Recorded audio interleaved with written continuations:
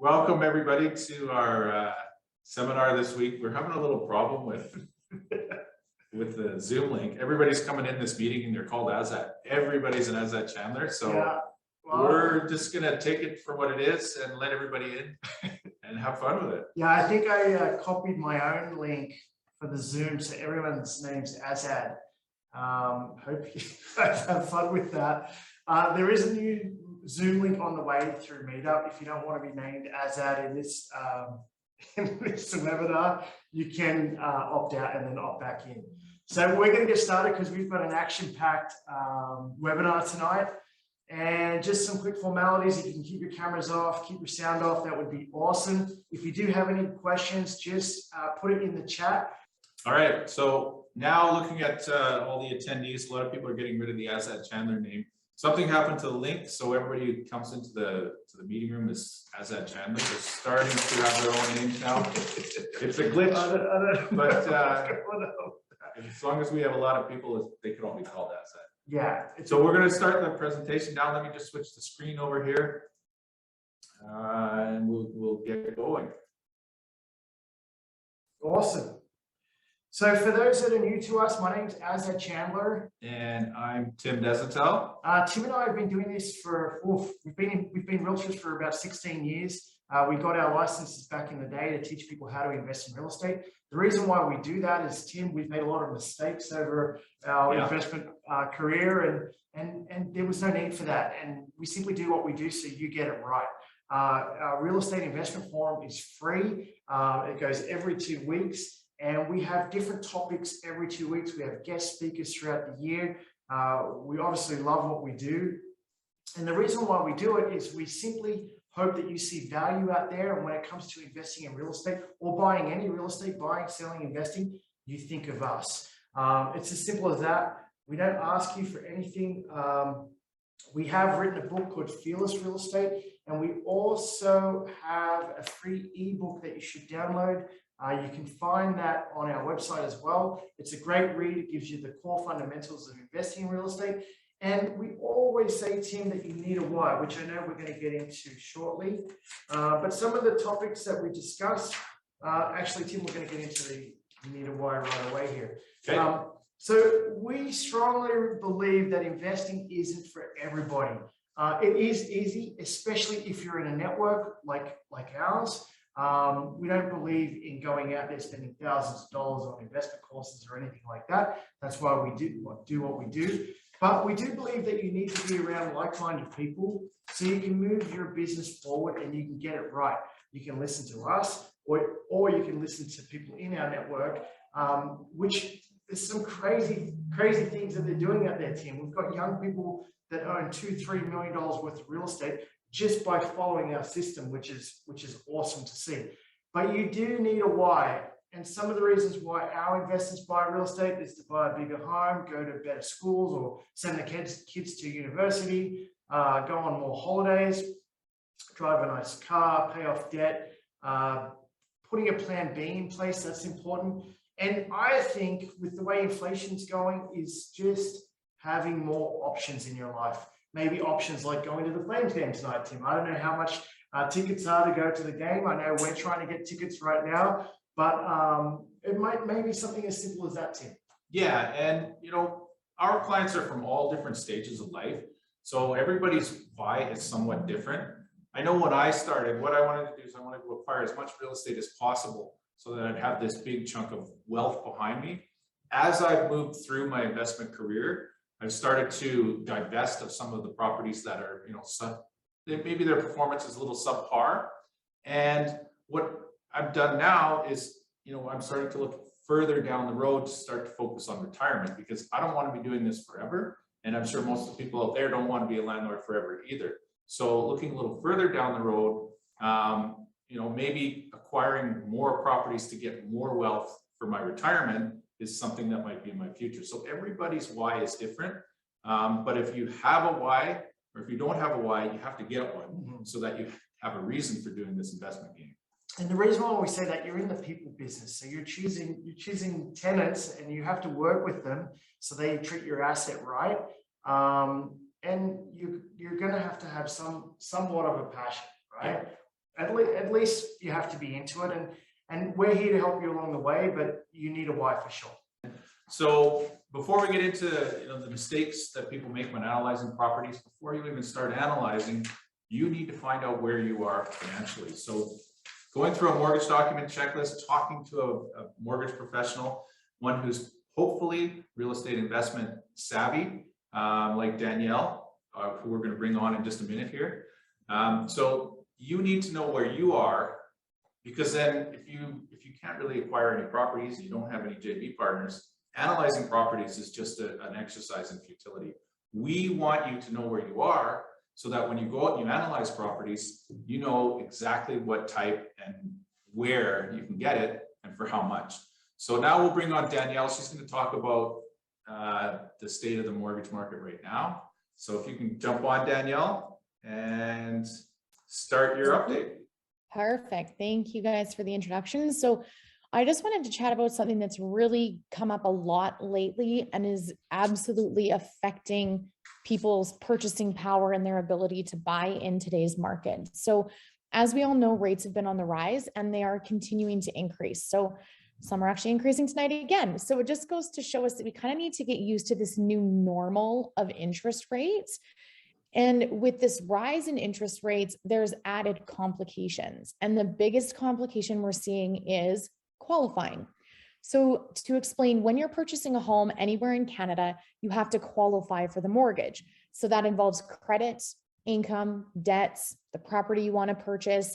And basically we do a bunch of calculations to tell you what the maximum is that you can spend.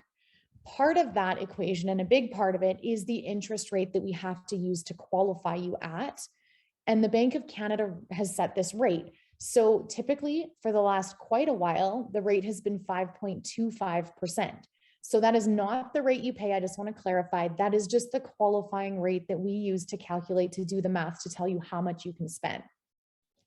So now typically that 5.25% we would use to qualify you for a variable rate mortgage, a fixed rate mortgage, a home equity line of credit, basically any type of mortgage. But what's happening right now is that because fixed rates have come up so much, the qualifying rate is actually not applicable anymore. And there's a higher rate we have to qualify for. And most people don't know about it. So what does this mean for you as a home buyer? Right now, on average, a home buyer can qualify for $30,000 to $40,000 less than they did a month ago. And why is that? Because in order to qualify for that same mortgage, we could have used 5.25% a month ago, but now we have to take the rate and add 2% to it and qualify. So for variable rates, the 5.25 is still applicable. But for fixed rates, where we're seeing rates, 379, 389, 399, 409, 424, try adding 2% to that. And let's get up to 609 or 624 for a qualifying rate. Compare that to the 5.25% a month ago.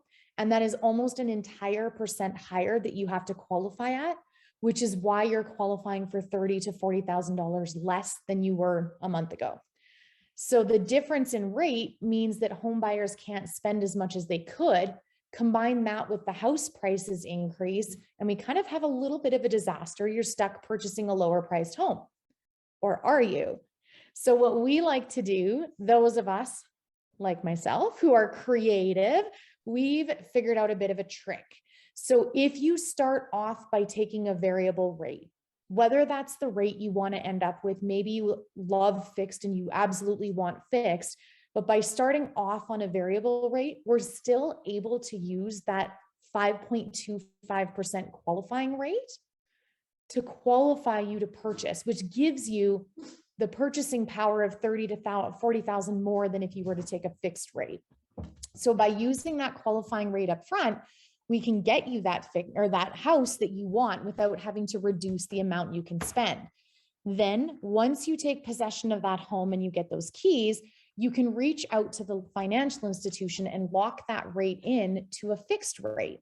So you end up with a fixed rate, maybe, which is what you wanted, but we use that lower qualifying rate for a variable rate and take the variable up front so you can still qualify for that higher priced home.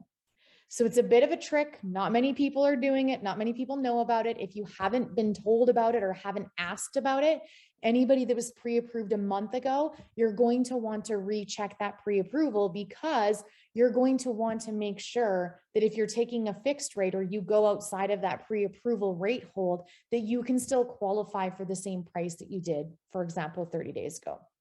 So a little trick, a little trick there to help you still qualify for the price point you want, but make sure you understand that if you take that variable up front, when you go to lock into the fixed rate after possession, you'll be locking in at whatever fixed rate the lender offers you at that time.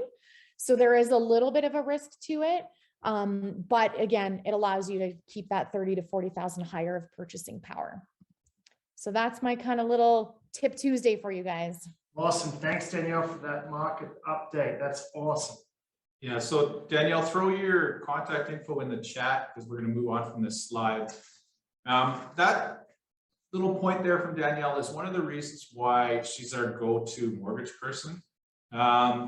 We like our team, our real estate team, to think outside of the box. So whether it's our lawyer, our accountant, our mortgage broker, whether it's a service providers like a plumber, electrician, we like people who are going to, find solutions that will not only save our clients money, but make our clients money. Yeah. So that's why we sort of affiliate ourselves with like-minded people, like-minded investors, and people like Danielle. Yeah, and Danielle just became #1 with her mortgage company there.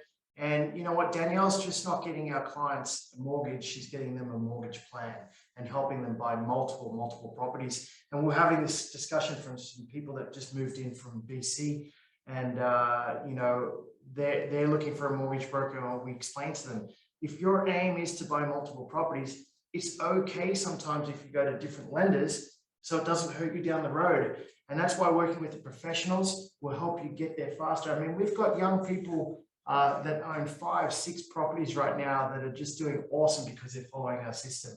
Anyway, now we're going to get to our topic tonight: mistakes to avoid when analyzing deals. And this is one of our favorite topics because we want to help you actually take action. We actually have seen what holds people back, where they go wrong. And the reason why we wanted to add in the mortgage piece there, Tim, some people are looking at different price points, and that is the first place you have to go to. Whenever we're talking to new investors, we need to find out that dollar amount, Tim. Everybody we send, we try to send them to Danielle because she knows what she's doing, but we send them to Danielle to work out their dollar amount and then work backwards. And when we're talking about the dollar amount, we've had many people over the years. I remember Mamodu came to us, Tim. He was qualified up to $800,000-900,000.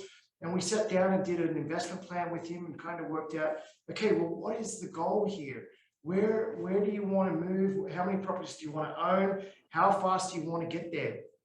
And so talking about mortgages, if you go out and max out at what you can qualify for, which, Tim, I think I've made that mistake before, what that does is it sets you back. It makes you stuck. And as an investor, that is one of the worst things you could be in, especially when you want to be a mover and shaker and get into deals and get out of deals and you can't do anything. I can tell you that is the worst thing ever. So actually giving advice to our young people out there, even if you qualify for 500,000-600,000, we don't even want you to do that. I mean, gratification, Tim, we used to talk about this all the time. As an investor, you want to delay that gratification. It will come, trust me, and this market's coming quicker, Tim, more than ever, right? Like even I'm talking about putting a hot tub in the backyard now. Like, it's like, do I really need a hot tub? Not really, but you know what? Gratification, you can delay it. And if you start off small, and the reason why we do this is because if you start off small, you could use our move up program where you put 5% down on a property and get into, say, like a townhome. And we're doing that with a lot of young people these days. And then they can move up into a half duplex and buy something more expensive than the townhome, which will allow them to put 5% down again. As soon as you buy something that is 500,000, you can't go backwards, right? So if you're moving up and moving into the properties, it will allow you to keep going. I know some of you may have questions. please put it in the chat and we're happy to answer it throughout the presentation. Yeah, so what we're going to do is we're going to go through a number of real estate investment strategies, and we will point out some of the mistakes that our clients have made in the past, or we've made personally in the past, so that they can be mistakes to avoid. So the first thing, as I was talking about it right there, long-term holding properties. This is a strategy that most people out there are going to use. There's a ton of different real estate investment strategies, but this is the one that probably 95% of the people aspire to use to increase their wealth. Yeah, and Tim, it is honestly the best way to increase your wealth. And first off, you have to be patient, okay? This real estate, we hear about it, get rich quick, it's overnight. It's not. It takes time. Yes, you know what? You could be lucky enough to time the market, but even Tim and myself, I think 90% of the properties we've ever bought are always at the peak of the market. And I think I was talking to Tim today, picking up more properties is because when we're at the peak, everyone's making money, right? And that money has to go somewhere, Tim.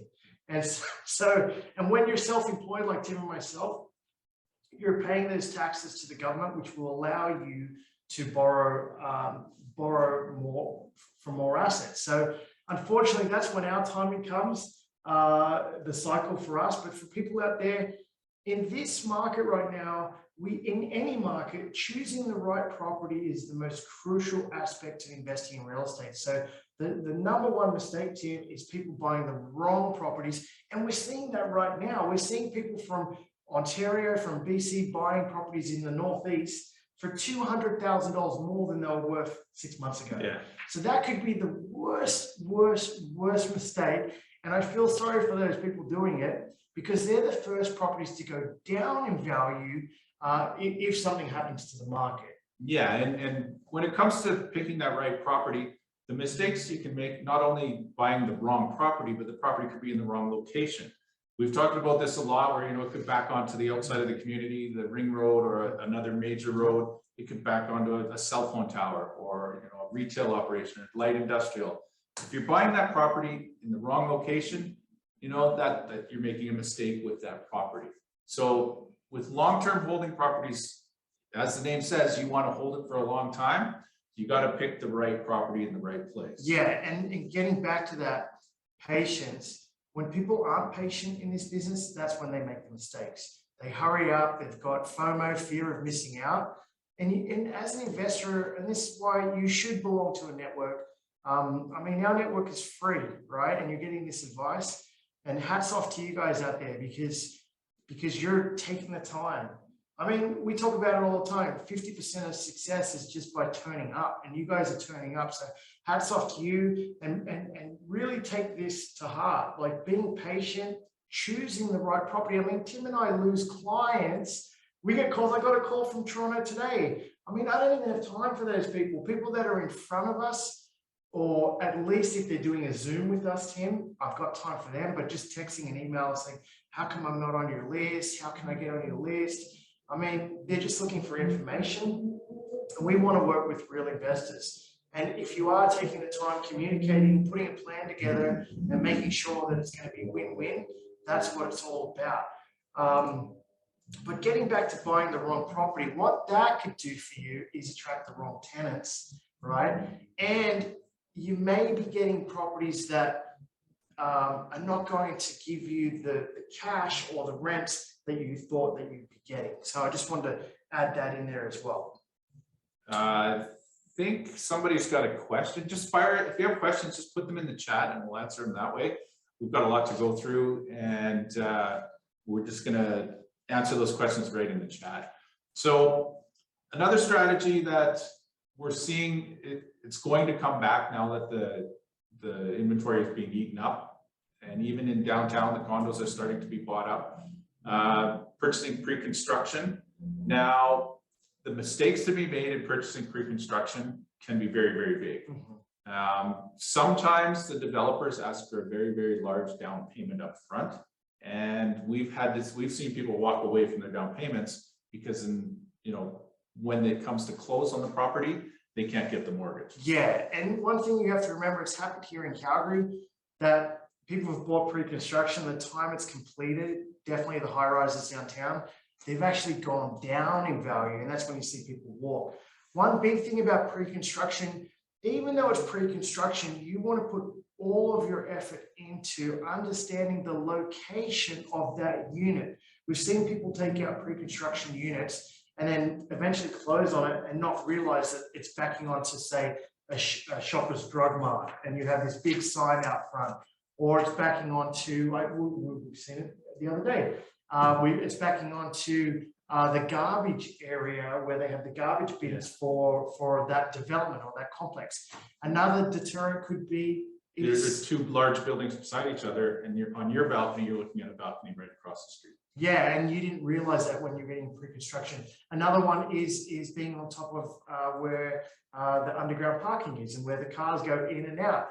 That unit will be hard to sell later on. So you need to understand when you're purchasing pre-construction, you have to run your numbers accordingly when you're analyzing the growth, the potential growth. You got to compare, and we always say this, apples to apples, especially if you're looking at rents, right? Like when we look at people buying homes, Tim, and they're going on, we always go on Rent Faster, and we're analyzing properties all the time.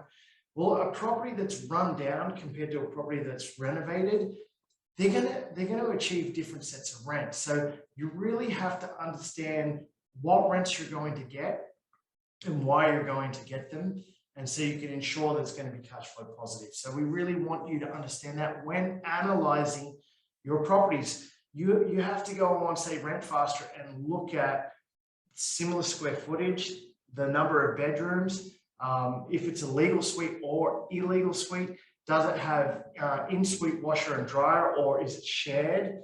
Does it have a dishwasher in the kitchen? That all of these little things, Tim, we're in a property we bought today. It has two separate meters. Two electric meters. Two electric meters, and that's huge because then the tenants can both have their own accounts. Their own accounts, and that is very, very rare, and that's why we jumped on that property for our clients. So you have to understand these little things, and it doesn't change when you're buying pre-construction. I guess that's the message we want to get out there. So moving on to the next slide, when analyzing properties for a flip, we've got quite a few flippers in our network. They spend a lot of time analyzing the type of property, the place it is in a neighborhood, the price point, the ARV, everything about that property. They analyze it before they even get into it.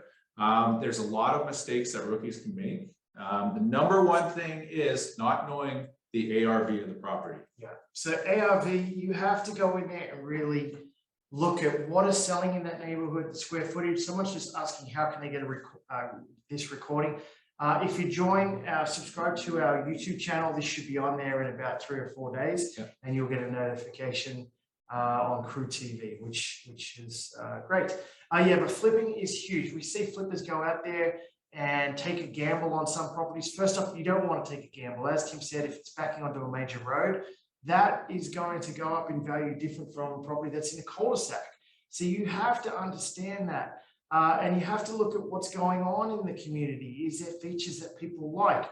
We've got a flip going on in Haysboro right now. We were just with our flippers. I'm not sure if Jeff's on the call tonight because a lot of people were called Azad in there because of I put the wrong link in. Anyway, you know what? In Haysboro, if you're on west side of Haysboro, where Jeff and Susan's flips going on, you can take your canoe and walk over a bridge that goes off over 14th Street, and you're 2 minutes to the reservoir where people go canoeing.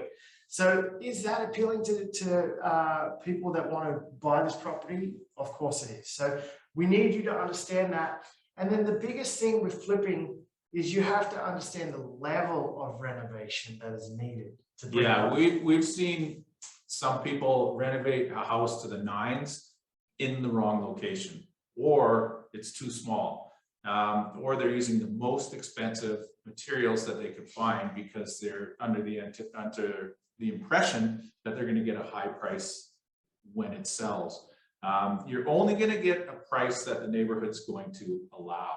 So that ARV has a certain ceiling depending on which neighborhood you're in. And it doesn't matter how nice the materials are used, how much you spend on them, you're still only going to get that level after it's renovated. Yeah, so when you're calculating the ARV, you have to go and see what properties achieve that. How big were the lots? How big was the size of the house that you're renovating?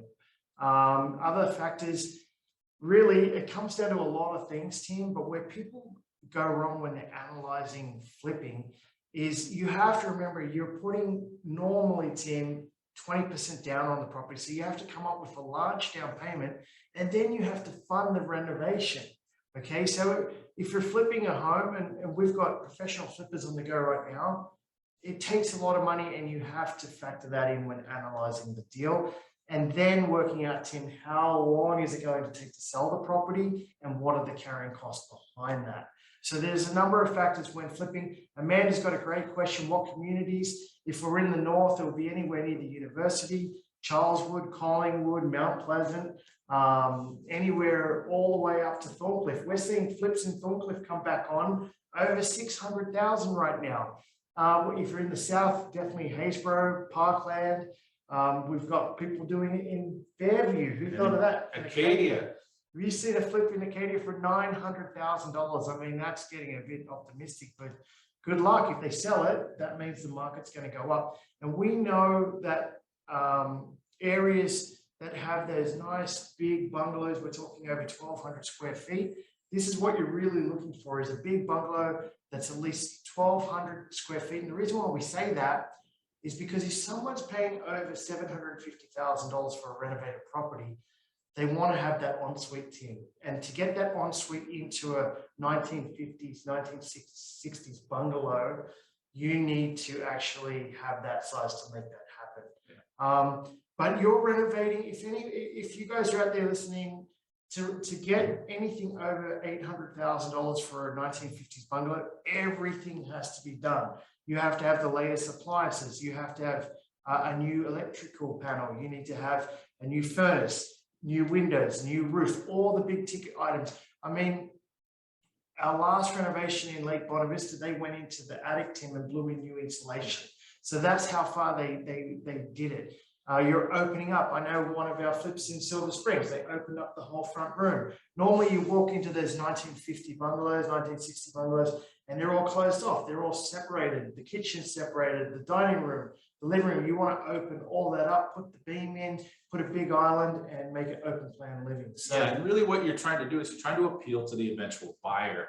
And the people moving into these communities in a fully renovated bungalow are either people who grew up there and they want to raise their families there, or empty nesters that don't want to live in the far suburbs. They want to live closer to downtown, but they could be downsizing, but they want something new. So that's what these renovators are actually providing, a service to these people. They're providing new product in these older neighborhoods with large lots, large trees, established community amenities, shopping all over the place. So your eventual customer is what you're renovating for. And these types of communities, like I said, so sort of within 20 minutes of the downtown core, those are the ones that you're looking for. And we didn't mention this, but one huge mistake that renovators always make is they don't do 100% of the work. yeah. We've seen so many properties come on the market that are 90 to 95% renovated, and it's that last 5 or 10%. They either run out of the will to keep going or they run out of money, and then that really takes away from their profits. Yeah, we want to stress that. So Amanda, hopefully that helps. 20 minutes from downtown, either by public transport or by car. All of those areas are going great for flipping. There's even places in the Northeast, we don't have time to go through all of them, but even they're going up. Someone's asking if we're active in Edmonton. We actually have Michelle Deuce, who worked for Calgary Real Estate Wealth here in Calgary. She's up there running operations for us. So if anybody's looking to do this in Edmonton, we have people on the ground there. We have people in Winnipeg, and we have people in Vancouver right now. Yeah, so just send us an email. We'll send you the contact information, and they can get you going if you're calling from that city or you want to invest in that city. The next strategy that we see people run into analyzing problems, or just run into problems generally, is when they get into commercial opportunities or small, strip malls, hotels, things like that. People with no experience, we see a lot of them wanting to get into this because they think commercial tenants are easier to deal with than residential tenants. So they go, okay, well, you know, we can move into these smaller developments and it'll be an easier time renting them out. No, you need some expertise in it. Yeah, you need some expertise, and the reason why we've got this in here is a lot of people come to us and say they want to get into small multifamily or they want to get into commercial. We think that's great, but you have to start somewhere. We hang out with some commercial guys that give us a hard time saying, oh, you residential guys. But we don't care about that because it's made us a lot of money. It's made our clients a ton of money over the years. We've been doing this for 16 years and we love the residential side, Tim, because you can play around with it. You know, the lots we've been buying this week, we bought 4 properties, and the lots that we're getting are lots that have great, like the end goal could be awesome. You could knock these homes down one day, build a duplex, build a fourplex, build infills, build a dream home on. So we love that. Not only that, we're helping our clients buy or eventually get to having a legal suite of properties. That's the way we're going with all of our clients. First off, we just bought a retired pastor, a property in Heathrow, Derek, and he loves it because now he's providing affordable, safe housing for people. And that's what it's all about. And the reason why we love it, not only because of those 2 reasons, is it helps you qualify for more properties. Once your properties are legal, you can then go ahead, use those rents to buy more properties. It just boosts your income. They'll calculate both sets of rents. And it makes it more enjoyable as well and easier to rent out. So there's many reasons.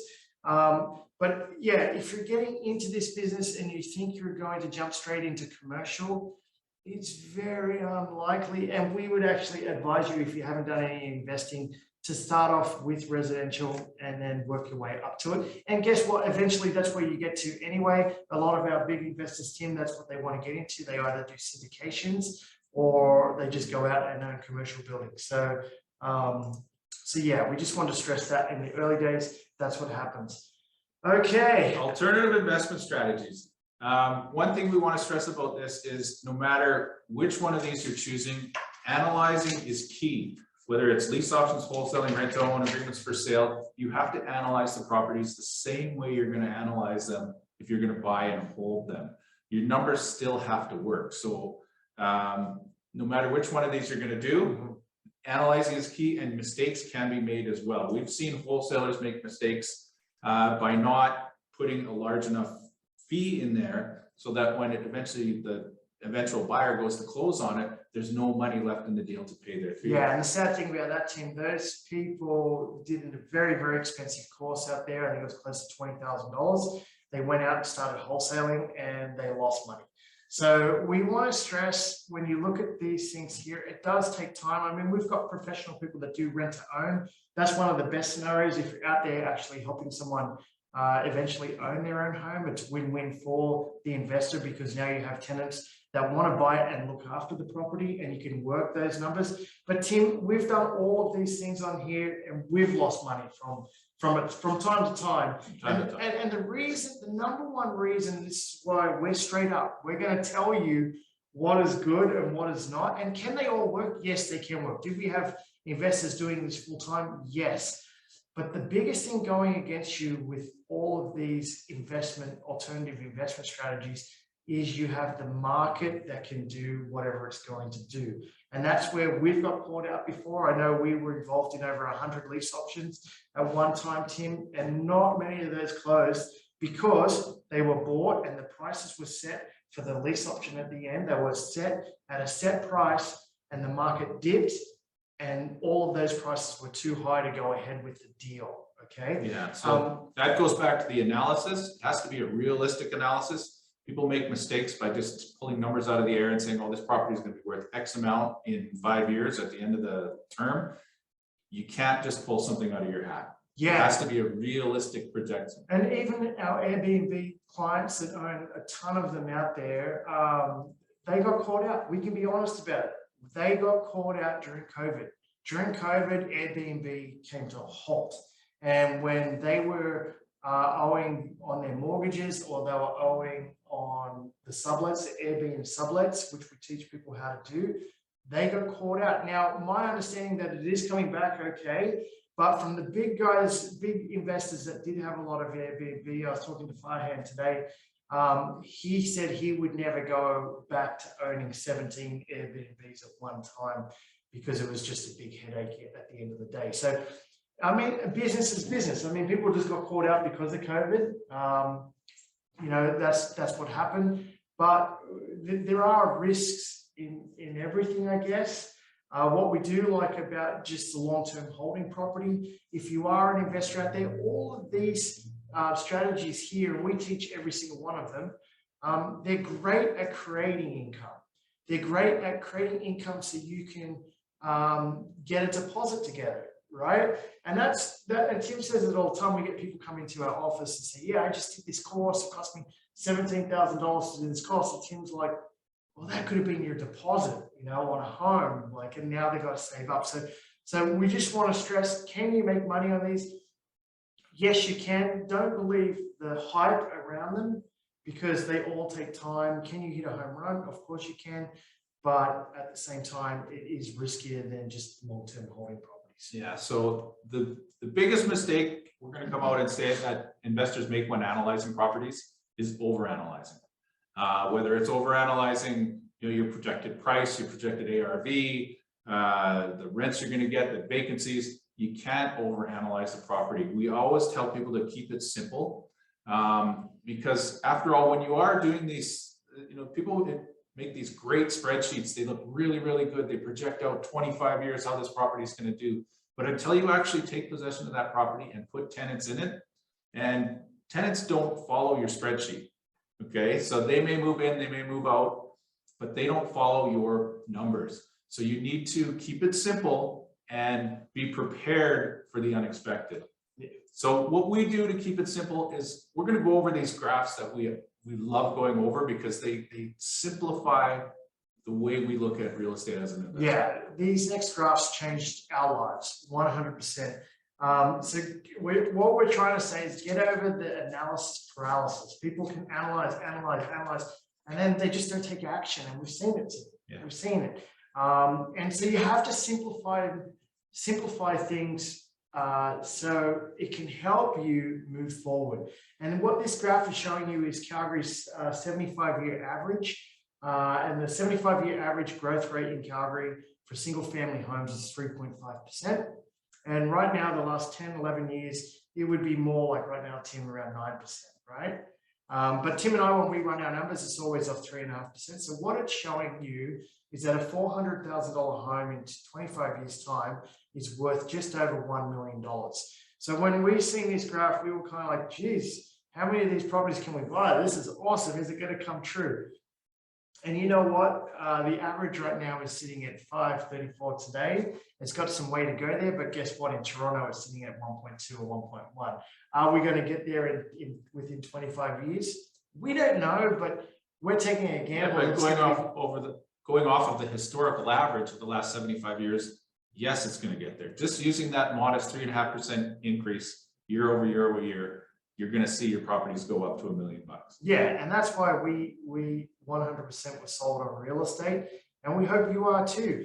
What this next graph is showing you is the gravy in all of this, Tim, I guess.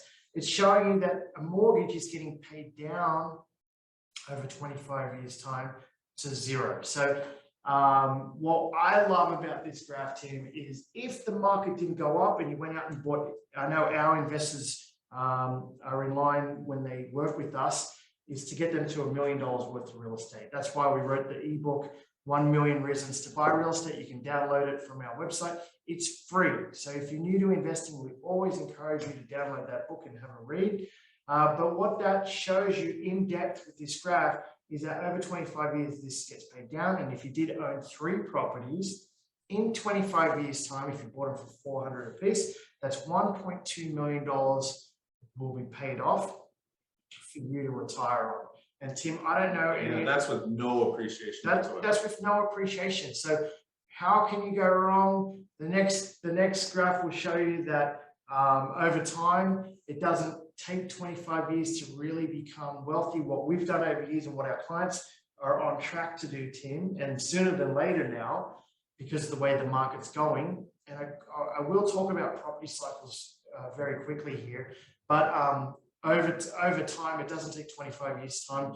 You reach a certain point where you have enough equity in these properties to pull out and buy more properties. Okay, and that's what we've done. And at the same time, you should be pulling out that equity. It is tax-free, and using some of it to enjoy life, like go on holidays or lease a nice car or buy a bigger home. I mean, we've used the equity, Tim, in our properties to buy our own homes, and put big deposits down so we don't have big mortgages. So that's why you want to get into investing.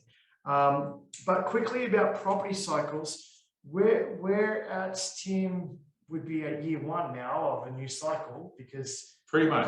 Well, going into year two, because it started to turn last year, beginning of 2020. So 2021. So a property cycle here in Calgary, generally, it's really up and down because we're tied to oil. So if you're watching from Ontario or BC, you need to understand that Calgary isn't like Ontario, where it just keeps going on. That Lisa put a question in. She's seeing a lot of content about sales dropping off in BC and Ontario. Any hint of moderation in Calgary? Or is there fewer bidding wars? There's fewer bidding wars, but we're not really seeing a drop off in sales. Our sales are still going up, increasing month over month. Will it sort of moderate? If the Feds continue to increase interest rates, yes, it will moderate. And a lot of it depends on the American economy down south. As we've told you, the first quarter, their economy shrank. If their economy shrinks in the second quarter, they're technically in recession. And that will affect economies around the world, and it'll affect banking. So that's something to watch to see what happens down there.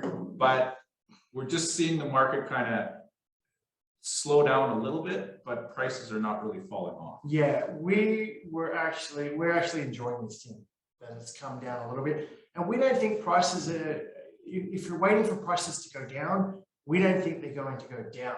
We just think they will taper off and then just gradually keep ticking away. Which that's what we want. We don't want this craziness going on. So we're actually enjoying this market right now. We'll go to the next slide here, Tim. Okay, one more question I got. Which is the best mortgage to apply for? Where you can draw down on the balance? Can you have a line of credit at the same time? That's a good question for Danielle. Her contact info is in the chat. So I would just send an email to her with that question. She will answer you that. That's more of a mortgage question. We're going to carry on with our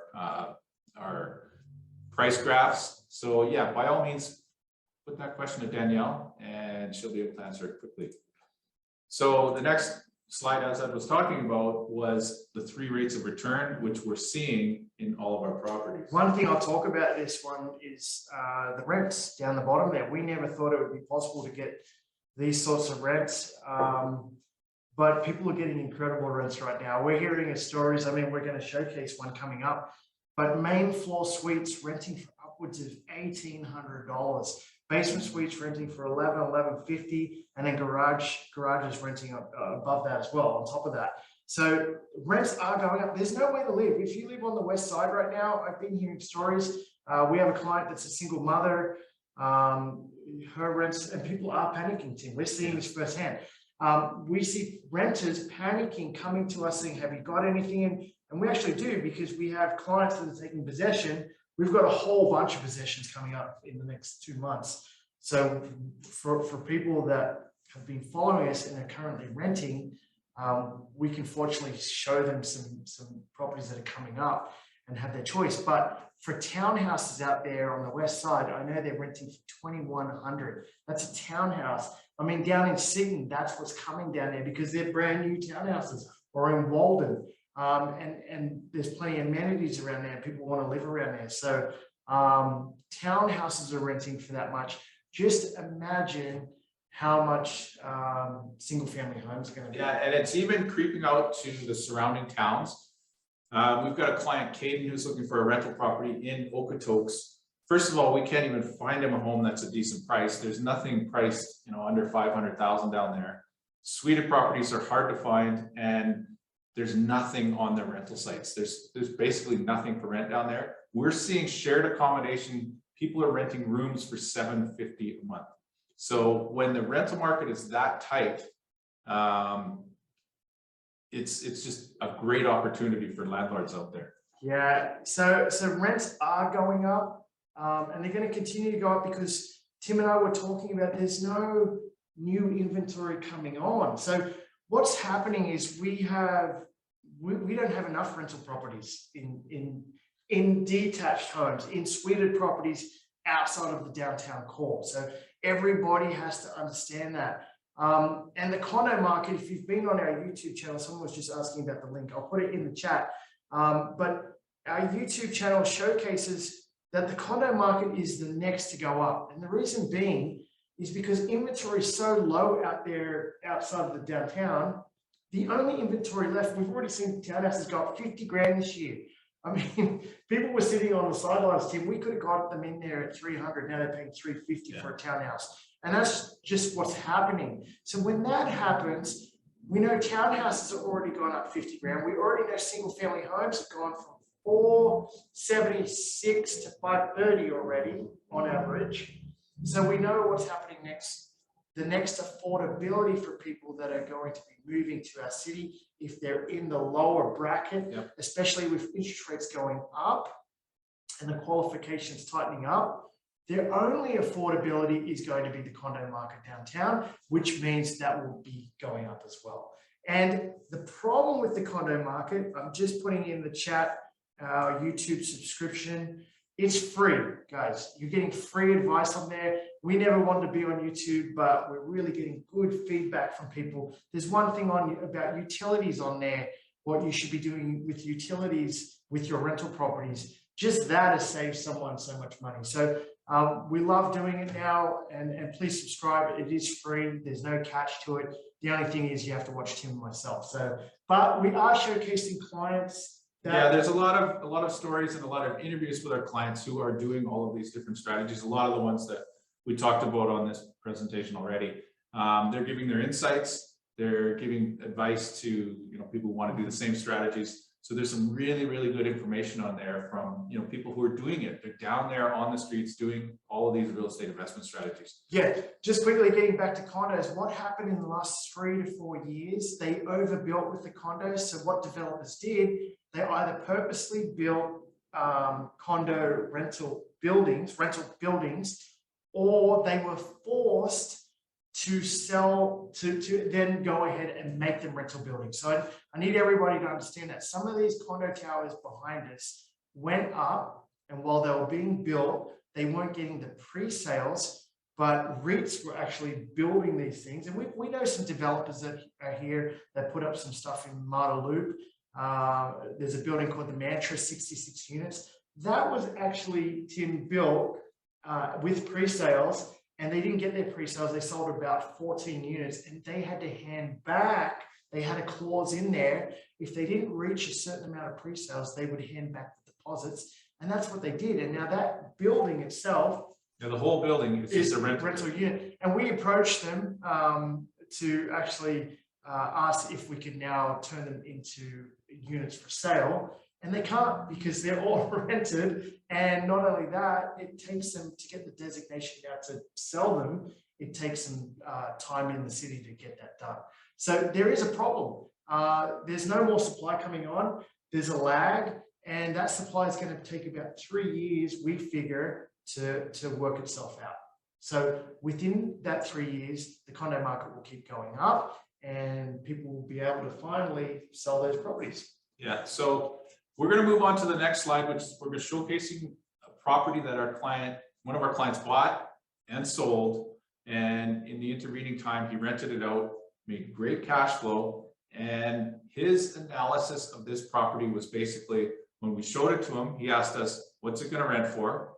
And then he knew what his costs were going to be, his mortgage costs were going to be. We knew what the taxes were, we knew what the utilities would be, and the insurance. He asked, what's it going to rent for?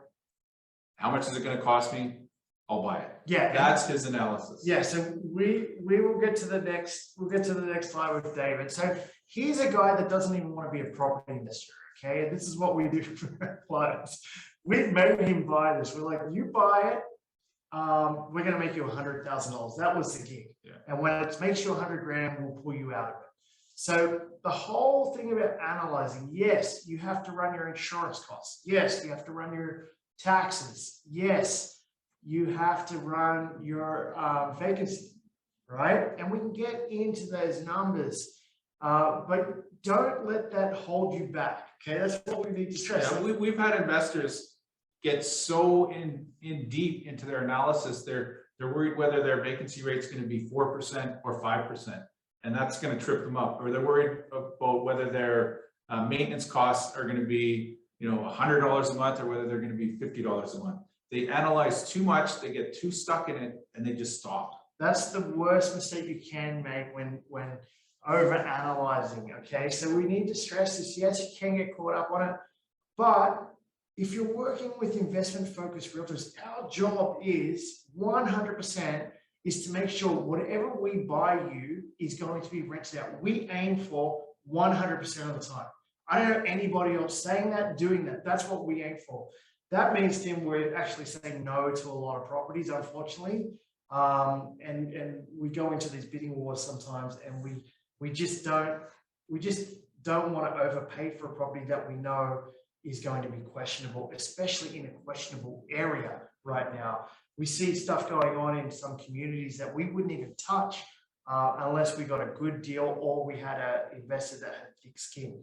So David came to us and wanted to know what he was going to make. We said, look, we'll make you 100 grand. We actually just sold this property, but for him, it's actually taking possession June 1st.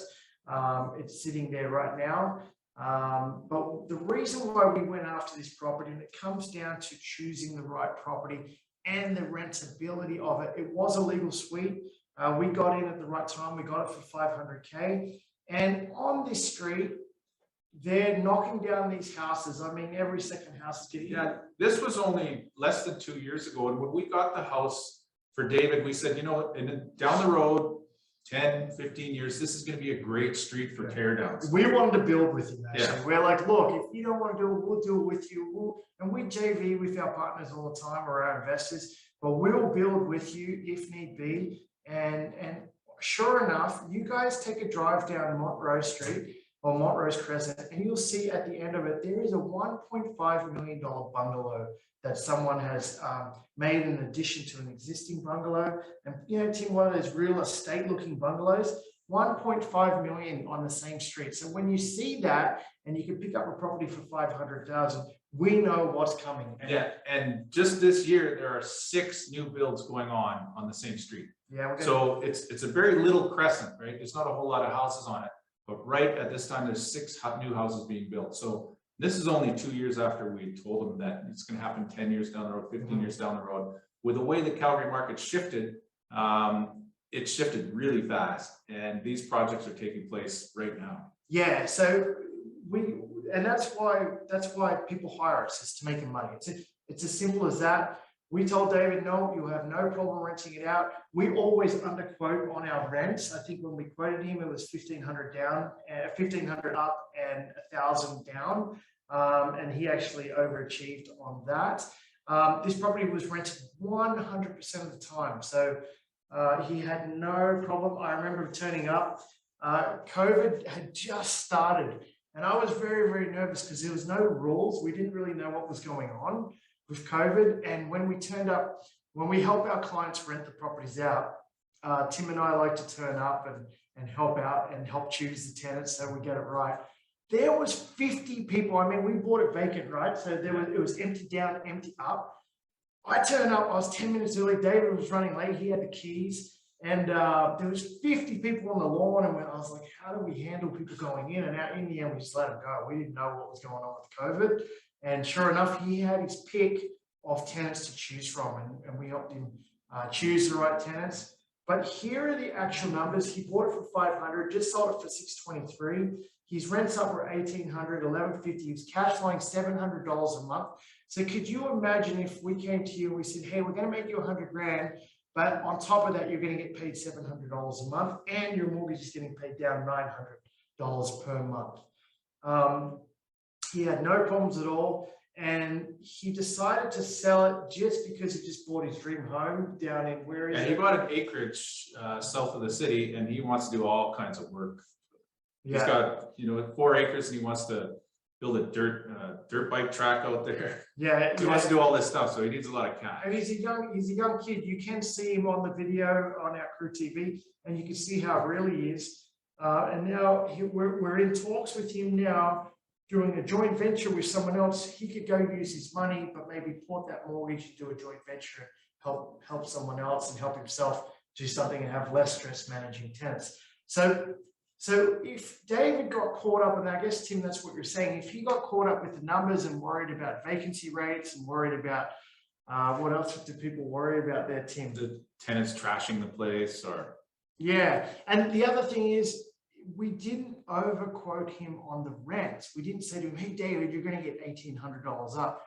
We actually told him, we underquoted and gave him $1,500. So when you're running your numbers, you have to run worst case numbers. We say it all the time.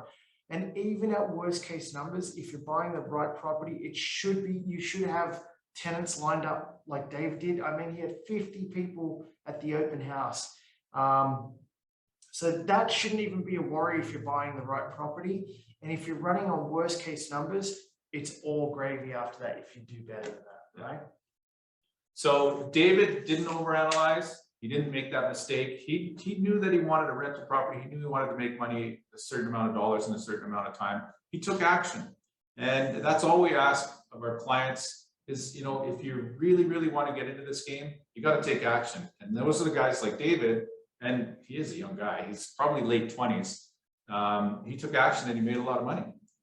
So hopefully you got some information. Hopefully you got something out of these mistakes that we want everybody to avoid, no matter what real estate investment strategy you're going to do. Please avoid the mistakes. If you have more questions about what you should do in a certain situation, fire us an email, send us a text. We're more than happy to answer your questions. That concludes our presentation, but we're going to go through a couple other things that will help particularly new investors out there or people who just need a refresher. We've written a couple of books. This is the first one, 1 Million Reasons to Buy Real Estate. It's an ebook. You can get it online on our website, and it's a good basis for why we invest in real estate. And the 1 million reasons, someone asked us the other day, what are the 1 million reasons why you get into real estate? It's the $1 million in equity that you're going to make if you invest with us. Yeah. And that's when we set a plan for our investors, that's the goal. I mean, it's not for everybody. Even if you're just buying a home, we're here to just make sure that home, whatever you're buying, isn't going to go down in value. And actually, we aim to help you find properties that are going to appreciate more than other properties. I mean, we're investing in areas right now, and we're watching. We just picked something up in Bowness, and we could be honest with you, Tim. 4 years ago, we weren't investing in Bowness, but right now we believe it's turning around. We see the infrastructure going in. There's a new superstore going in. The main street has all been done up, and new stores going in there. It's 10 minutes to downtown. Not only that, Montgomery. Even in Bowness, there's new infill selling for 700,000, 800,000, 900,000.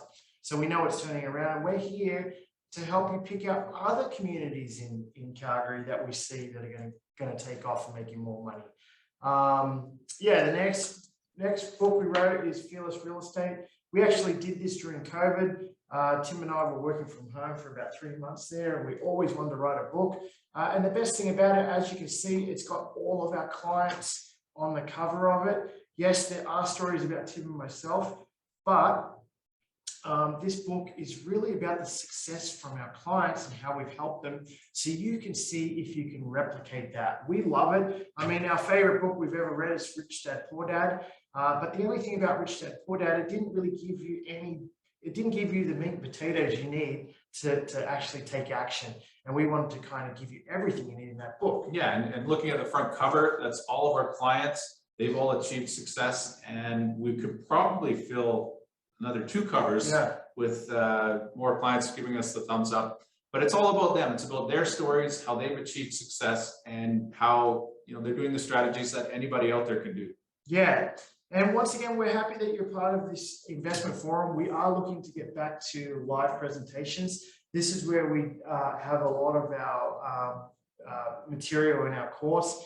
And when we are in person, we're trying to line one up for the fall. It will be something like a day event we're looking at a hotel. But we're hoping you can come along and hear what our course is all about. Once again, you don't have to be part of our course to work with us if you don't want to. This is for investors. I can tell you that are doing wonderful things out there, either doing joint ventures or buying multiple properties, they're doing syndications, or they're doing flipping, Tim. Yeah, so if it's something that you're interested in, you could definitely reach out and get in touch, and we'll be happy to talk to you about. Once again, Crew TV, you can go on there and see how we're helping clients, and you can work out if this is a good fit for you. And if it is, the next step is to reach out, simply send an email to us. If anyone has any final questions, please put it in the chat. We'll be more than happy to answer them. Anything about the market or any communities. But we're really, really happy right now that the market has, well, the bidding wars have slowed down because it was just getting way too crazy. Yeah, it was stressful not only for us, but for our clients who, you know, they had their heart set on a particular property, but we had to say, you know, even though we're going into multiple offers, we're going to cap out at this point, because above that, you're not going to cash flow. So if you want to take your business that one step forward, or if you're just starting out, by all means, send us an email, book a one-on-one, and we can find out where you are. We work with Danielle to get that plan together so that we can set you up for success to get $1 million in equity. Yeah. Yeah, and we are looking for joint venture partners. We've had a number of people come to us just lately looking either for cash partners or finance partners. If you are thinking of investing and you're thinking about doing a JV, or you need a JV partner, just reach out to us, send us an email. We'll be more than happy to connect you with other people that are looking for the same thing. And it could be win-win. We always say 50% of something is better than 100% of nothing. And you know what, Tim, when we first started in the business, I think our first properties were JVs. So yeah, it's an easy way to get into it. You do share the risk. I know people look the other way and you do say you're sharing the profit, but that never worried me about joint ventures. Yeah, and you eventually get to that point where you run out of qualifying ability. You have too many mortgages, the banks say, no more. So you need to joint venture with somebody who can qualify, or you've run out of cash. You know, most of your cash is into these properties. You don't have enough for another down payment, so you partner with somebody who has the cash. So that's what Azad saying is we're looking for people who, you know, have either one or the other, because we have a lot of clients out there that are looking as well. So one last thought for you guys. I know a lot of people, when they're analyzing, they think they've missed the boat, Tim. We hear this all the time. You've actually never missed the boat. Tim has this favorite saying of mine. It goes by, the deal of a lifetime comes around every week, and it really does. Like in real estate, it does. And we've been getting killer deals. Like we made money on a deal last week, Tim. Just last week, and the market is red hot. So is it possible? It definitely is. And the only way you can achieve success is by taking action. And we're here to help. We'd love to work with you. And we hope to see you in 2 weeks' time. Our next topic is all about house hacking. House hacking is when you live in a property and it's suited, and you have people either downstairs, or you live downstairs and you have people upstairs. People are actually really getting ahead with it. We love it. It's better than renting. So if you know anybody that's renting out there, please tell them to jump on our call in 2 weeks' time, because house hacking, you could actually live cheaper than renting right now. Yeah. And own your own home. We hope you liked tonight. We'll see you soon. We've seen some familiar faces. We're running off to the hockey game. We can't wait to see you guys in 2 weeks. Go Flames, go. So have a good evening, everybody.